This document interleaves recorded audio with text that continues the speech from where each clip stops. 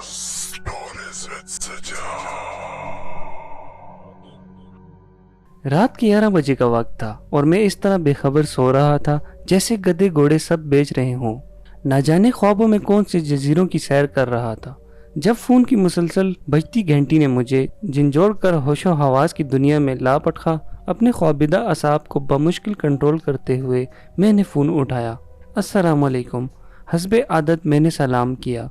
वालेकुम अस्सलाम, कैसे हो तलहा बेटा, क्या कर रहे थे? जवाबन मुझे अब्बू जी की संजीदा सी आवाज़ सुनने को मिली। सो रहा था अब्बू जी, आप लोग खैरियत से पहुंच गए?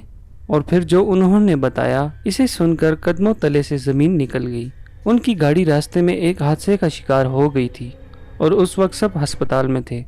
अगरचे बकौल इनके फिक्र की कोई बात नहीं थी और वो सब मामूली ज़ख्मी थे, लेकिन उनकी परेशान लब्बो लहजा और गैर मामूली अंदाज़े गुफ्तगू मुझे किसी अनहोनी का पता दे रहे थे। लिहाजा मैंने फ़ौरन रवानगी का प्रोग्राम बनाया। अगरचे अब्बू जी उस वक्त मुझे सफ़र से मना कर रहे थे, लेकिन मेरा रुकना अब नामुमकिन हो चुका था और दिल चाह रहा था कि उड़कर उनके पास पहुंच जाऊं। मेरे वालिदैन, खाला खालू, मेरी छोटी बहन, सब करीबी रिश्तेदारों की शादी में शिरकत करने आज शाम ही हैदराबाद रवाना हुए। मैं अपने इम्तिहानात की वजह से घर पर रुक गया था। मेरी खाला और खालू हमारे घर से 2 गलियां छोड़कर ही रहते थे और हमारे इनसे बहुत खुशगवार मरासिम थे। खाला खालू नहायत शफीक, पुरखलूस और जिंदा दिल थे। अल्लाह ताला ने इनको हर दुनियावी नेमत से नवाजा था सिवाय औलाद के, लेकिन उन्होंने इस कमी को अपनी जिंदगी का रोग बनाने के बजाय तकदीर का लिखा जानकर इससे समझौता कर लिया था। मुझे और मेरी छोटी बहन गुड़िया को वो अपनी औलाद ही समझते थे और अपनी तमाम तर मोहब्बत हम पर नछावर करते थे। नतीजन हम दोनों भी उन्हें वालिदैन जैसा ही मकाम देते थे। मैंने रात भर जाग कर पेपर्स की तैयारी की थी। पेपर्स के बाद जब मैं घर आया तो सब के साथ इतना मसरूफ रहा कि वक्त गुजरने का पता ही नहीं चला। शाम को जब सब मुझे डेरो हिदायतें देकर रवाना हुए तो मेरा थकन से बुरा हाल था। रात का खाना खाकर नमाज अदा करते ही मुझ पर नींद का इस कदर शदीद गलबा हुआ कि मैं लम्हों में गाफिल हो गया। जब अब्बू की फ़ोन आई तो मैं फ़ौरन ही रवाना हो गया। वालिद से मैंने अस्पताल का एड्रेस लिया था। तकरीबन 3 घंटे का रास्ता था। जब मैं घर से रवाना हुआ तो हल्की हल्की बूंदाबांदी शुरू हो चुकी थी। कराची में तो रातें जागती हैं, लिहाजा काफ़ी देर तक मुझे तन्हाई का एहसास नहीं हुआ। रास्ते रोशन थे और लोग भी घूमते फिरते नजर आ रहे थे। आधे घंटे बाद बूंदाबांदी ने मूसलाधार बारिश की शक्ल इख्तियार कर ली। अब तक मैं शहर से भी काफ़ी दूर आ चुका था, लिहाजा ट्रैफिक भी बहुत कम हो गया था। कभी कभार कोई इक्का दुक्का गाड़ी नजर आ जाती थी। अगरचे गाड़ी के वाइपर मुसलसल चल रहे थे, लेकिन तेज बारिश के बायस बाहर धुंध सा नजर आ रहा था। थोड़े थोड़े फासले पर लगे स्ट्रीट लैंप अपनी मदम सी रोशनी से तारीकी को शिकस्त देने की नाकाम कोशिश कर रहे थे। सड़क पर दोनों तरफ घने दरख्तों ने रही सही रोशनी को भी निगल लिया था। अगरचे मैं फितरतन काफी दलेर और निडर था, लेकिन तन्हाई और तारीकी की हैबत मुझ पर तारी होती जा रही थी और मैं सफर की बखैरियत तमाम होने की दुआएं कर रहा था। लम्हा भर को बिजली चमकती तो पूरा मंजर वाज़ेह हो जाता था। बड़े बड़े दरख्त तेज हवा से हिलते हुए मुख्तलिफ शक्लें इख्तियार कर रहे थे। कभी कभी तो यूं लगता जैसे खून आशाम चुड़ैलें मुझे इशारे से अपनी तरफ बुला रही हूँ। अचानक बिजली चमकी तो मुझे दूर सड़क पर एन दरमियान एक इंसानी हेवला खड़ा हुआ नजर आया, जो जोर जोर से हाथ हिलाकर गाड़ी रोकने की इस्तदा कर रहा था। पहले तो मैं इसे कोई चोर समझा जो मुझे रोक कर लूटना चाह रहा था। फिर अचानक मेरे जहन में बचपन से सुनी हुई वो तमाम डरावनी कहानियाँ आईं जिनमें आसेब मुख्तलिफ रूप इख्तियार करके मुसाफिरों को तंग करते हैं। ये सोचकर मेरे रोंगटे खड़े हो गए। एक ख्याल ये भी था कि शायद कोई ज़रूरतमंद हो जो रात के इस पहर मदद के लिए खड़ा हो। बहरहाल जब मैं जलतू जलाल का विर्द करता वहाँ तक पहुँचा तो ये देखकर इसे अपनी आंखों पर यकीन करना मुश्किल हो गया कि वहाँ कोई इंसान तो क्या, चिड़िया का बच्चा तक भी ना था। मैंने हर तरफ बगौर देखा, लेकिन चारों तरफ तन्हाई और सन्नाटे का राज था। खौफ से मेरा बुरा हाल हो गया और मैं अंधाधुंध गाड़ी भगाते हुए चला गया। अभी मैं थोड़ी ही दूर गया था कि अचानक किसी ने पीछे से मेरे कंधे पर हाथ रखा। मेरा ऊपर और नीचे का सांस नीचे रह गया और दिल तूफानी रफ्तार से धड़कने लगा।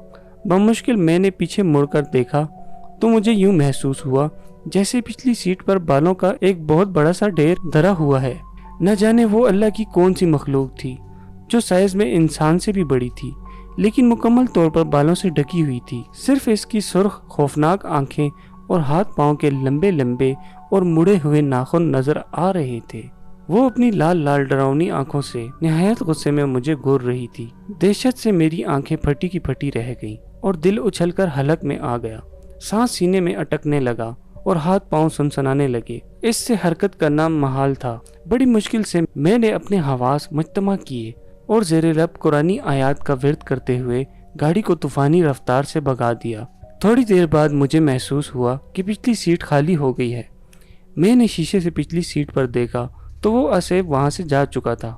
ابھی وہ پوری طرح سکون کا سانس بھی نہ لے پایا تھا کہ مجھے یوں لگا جیسے گاڑی دھیرے دھیرے نہایت وزنی ہوتی جا رہی ہے اور اسے چلانا ناممکن ہوتا جا رہا ہے۔ جس گاڑی کو میں جہاز کی طرح اڑا رہا تھا اب گدھا گاڑی کی طرح گھسیٹنے سے بھی انکاری تھی۔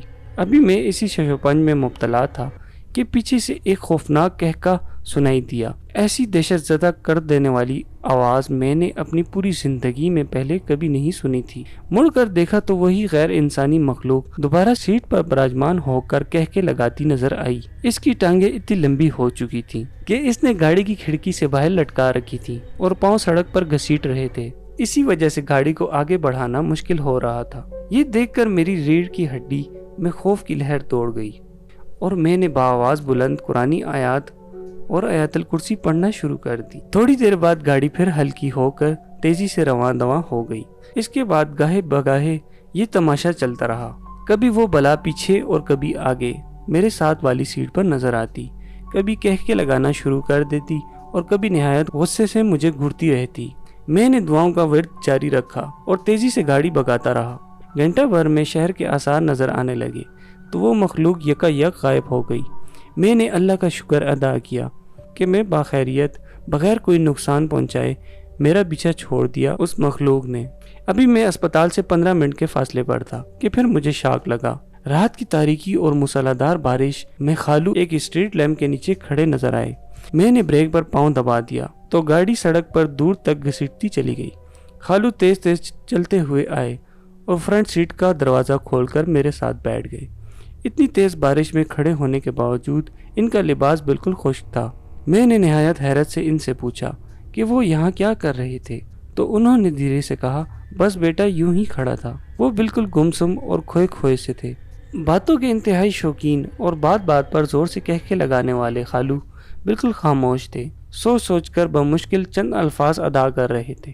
جب میں نے ان سے سب کی خیریت پوچھی تو وہ گویا ہوئے، ہاں بیٹا سب بالکل ٹھیک ہے، تم فکر نہ کرو، تم سے ملے بغیر جانے کا دل نہیں تھا تو میں چلا آیا۔ میں حیرت سے سوچنے لگا کہ وہ کہاں جا رہے ہیں، لیکن ان کی حالت دیکھ کر میں نے مزید پوچھنا مناسب نہ سمجھا۔ مجھے لگا کہ ایکسیڈنٹ نے ان کے حواس کو متاثر کر رکھا ہے۔ میں خود بھی اسپتال پہنچنے کی جلدی میں تھا، لہذا خاموشی سے ڈرائیو کرنے لگا۔ جب پارکنگ میں پہنچ کر میں اترنے لگا تو یہ دیکھ کر میری سیٹ گم ہو گئی کہ برابر والی سیٹ خالی تھی۔ میں تیزی سے اسپتال میں داخل ہوا تو سامنے ہی میرے والد نہایت دل گرفتہ حالت میں کھڑے نظر آئے۔ میں خالو کے بارے میں بتانا چاہتا تھا لیکن وہ خاموشی سے تیز تیز چلتے ہوئے مجھے اندر لے گئے۔ کمرے کا منظر دیکھ کر مجھ پر سکتہ طاری ہو گیا۔ سامنے ہی بستر پر خالو کی لاش رکھی تھی جو روڈ ایکسیڈنٹ میں موقع پر ہی دم توڑ گئے تھے۔ امی اور خالہ مجھے دیکھ کر لپک کر آئیں اور مجھ سے لپٹ کر پھوٹ پھوٹ کر رونے لگیں، لیکن میں اپنے حواسوں میں ہی کب تھا جو انہیں تسلی دیتا۔ میں تو حیرت سے گمسم کھڑا یہ سوچ رہا تھا کہ اگر خالو ایکسیڈنٹ کے وقت ہی انتقال کر گئے تھے تو ابھی میرے ساتھ گاڑی میں کون تھا؟ کیا ان کی محبت واقعی اتنی شدید تھی کہ مجھ سے ملے بغیر جانے کا ان کا دل رضامند نہیں تھا؟ یہی وہ معمہ ہے جو کبھی مجھ سے سلجھ نہیں سکا۔